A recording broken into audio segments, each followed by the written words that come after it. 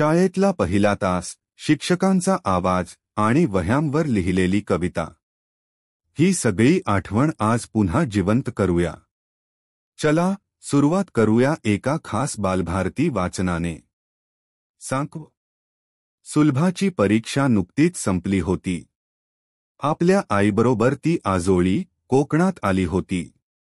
आजोळी येऊन सुलभाला 2-3 दिवस झाले होते. दूरवर पसरलेला समुद्र, आंब्याच्या, नारळी सुपारीच्या बागा, लालसर दगडांची घरे, लालबुंद माती हे सर्व बघून ती चकित झाली. शेजारच्या सदाशिवशी आणि सुमाशी तिची चांगलीच गट्टी जमली. तिघेजण खूप गप्पा मारायचे, खेळायचे. एकदा समुद्राच्या किनाऱ्यावर तिघेही फिरायला गेले होते. समुद्र पाहून सुलभा म्हणाली, केवढा मोठा आहे रे हा समुद्र. तू पाहिला नव्हतास? सदाशिवने विचारले. पाहिला होता, पण फक्त चित्रात, सुलभाने सांगितले. किनाऱ्यावर थोडा वेळ थांबून तिघेही फिरत फिरत एका पह्याजवळ आले. खळखळ आवाज करणाऱ्या पह्यात ती खूप नाचली. तिथे सदाशिवचे 2 मित्र त्यांना भेटले. पहा, ओलांडण्यासाठी लाकडाचा अरुंद पूल होता. सुलभा थबकली. पुलाकडे पाहतच राहिली. घाबरलीस? पक्का आहे तो सांकव, सुमा म्हणाली.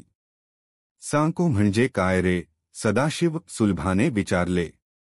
अग, सांकव म्हणजे पूल. 2 काठांना जोडणारा, सदाशिवने सांगितले. संकव, संकव. सुलभाने त्याच्या मनात हे शब्द घोळवले.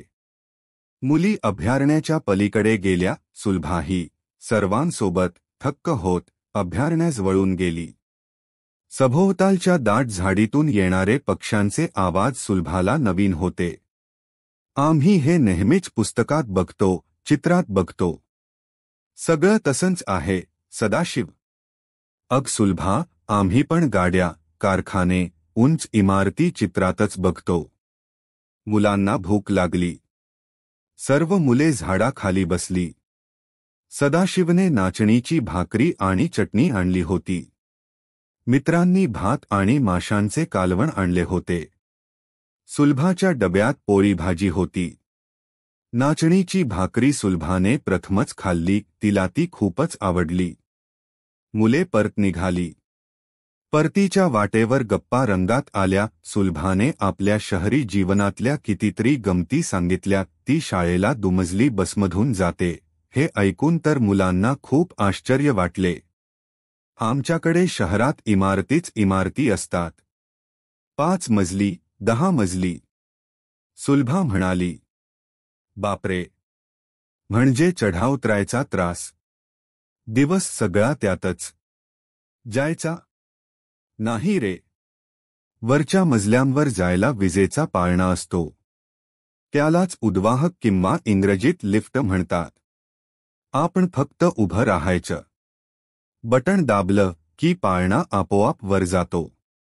पायया बियया चढायच्या नाहीत. सुलभा.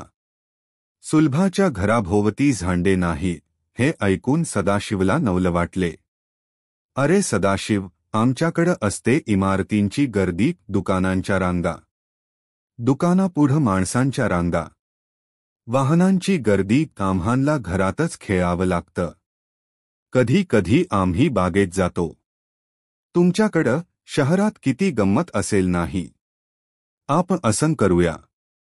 मी कशी या सुटीत आजोळी आले कोकणात, तसं तुम्ही आमच्याकडे या शहरातल्या गमती जमती मी तुम्हाला दाखवीन. माझी शाळाही दाखवीन. मी पण आईला विचारून ठेवतो. सदाशिवचा मित्र म्हणाला. आम्ही शहर बघितलं नाही. शहराकडं आलो नाही. तू खेडेगाव बघितलं नव्हतंस. आता आपण नेहमी एकमेकांच्या गावाला जायचं बरं का? सांकव या शब्दाचा नवाच अर्थ मुलांना समजत होता.